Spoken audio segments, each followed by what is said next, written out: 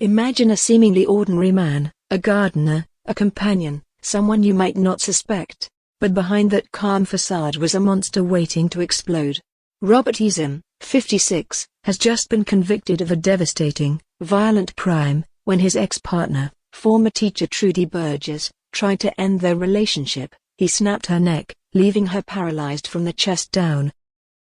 In court, Trudi described how Easom turned into the Incredible Hulk. According to her testimony, he pinned her face down on the bed and pressed down with his full weight until her neck broke.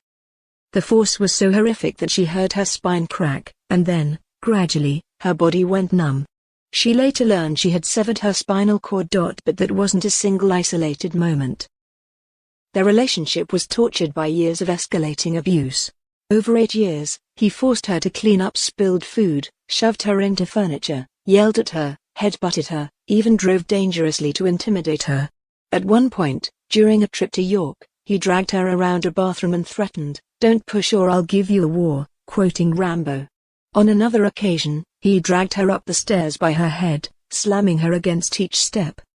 Trudi kept detailed records, voice notes, diary entries, documenting his controlling behavior, mind games, and frightening rages. She said her self-esteem was slowly destroyed. His words cut deep. She was useless, he claimed, unable to cope without him. Everything came to a terrifying climax on February 17, 2025. That was the day she mustered the courage to tell him she was leaving. He exploded. The assault left her in intensive care. But even then, he manipulated the aftermath, forcing her to tell paramedics they had been play fighting, apparently desperate to cover up the truth. Now, Easom has been found guilty of Section 18 assault, and the court does not take this lightly.